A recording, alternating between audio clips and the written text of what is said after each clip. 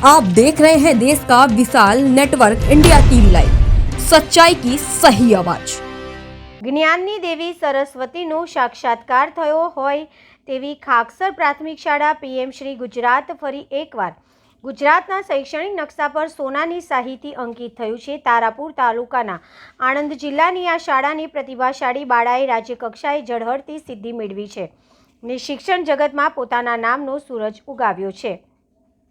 બાબા Saheb doctor B R. Ambedkar chair centre Saurashtra university Rajkot દ્વારા આયોજિત રાજ્યકક્ષાની 9મી ત્રિસ્તરીય નિબંધ લેખન સ્પર્ધા 2025નું પરિણામ જાહેર થતાં ખાકસર પ્રાથમિક શાળામાં હર્ષની હેલી ઉઠી છે।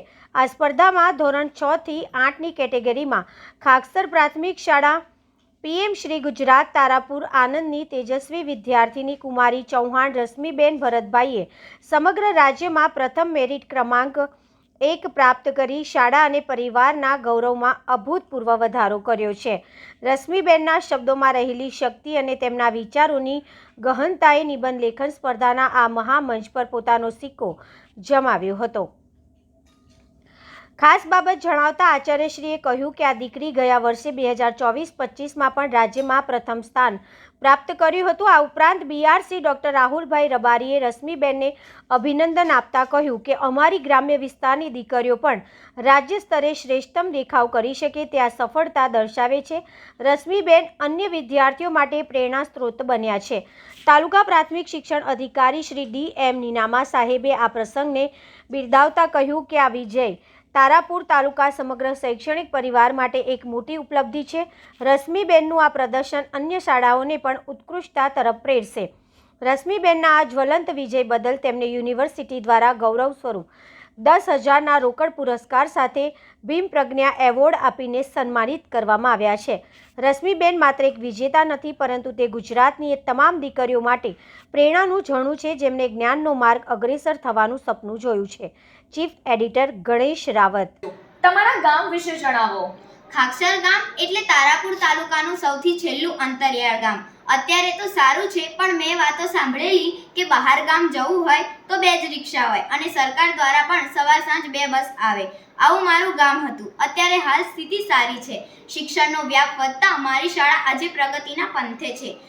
તારાપુર તાલુકામાં પીએમ શ્રી તરીકે પસંદ પામી એ આવા બધે ઘરેણા થકી સરકારે નોંધ લીધી અને મારી શાળાને પસંદ કરી। ત્યારે શિક્ષણ ક્ષેત્રે જે કોઈ મોટા સાહેબો છે તેમનો હું આભાર માનું છું। રશ્મિબેન, તમે તમારી નિબંધની તૈયારી વિશે થોડો પ્રકાશ પાડશો।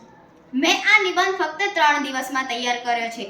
1600 શબ્દોમાં લખેલ આ નિબંધ મારા જીવનમાં અનેરી છાપ છોડી ગયો છે। મહામાનવ મહાનાયક બનવા માટે બાબા સાહેબ દ્વારા જે શીખ મને મળી છે તે હું જીવનભર યાદ રાખીશ। ગયા વર્ષે 2024-25માં પણ મારો પ્રથમ નંબર આવ્યો હતો અને હું ઈચ્છા રાખું છું કે ત્રીજી વાર પણ નંબર મેળવી હેટ્રિક પૂરી કરું। મારા રાકેશભાઈ સાહેબને મારી વિનંતી છે કે આવતી સાલ હું 9મા ધોરણમાં પણ ભણીશ ત્યાંથી સાહેબ જોડે માર્ગદર્શન લેવા અવશ્ય આવીશ।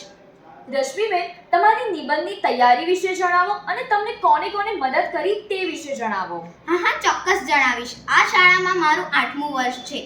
રાજ્ય કક્ષાની નિબંધ સ્પર્ધામાં પ્રથમ નંબર મને મળ્યો છે તેનો બધો જ શ્રેય હું મારા મા બાપ સમાન શ્રી રાકેશભાઈ સાહેબ અને સોનલ મેડમને આપું છું। તેઓ પોતાની સગી દીકરીઓને ઘરે મૂકી અમારી સાથે રાજકોટ આવ્યા અને અમને પ્રોત્સાહિત કર્યા। ખરેખર એમની જોડે જવું અને તૈયારી કરવી એ જીવનનો એક અદ્ભુત લહાવો છે।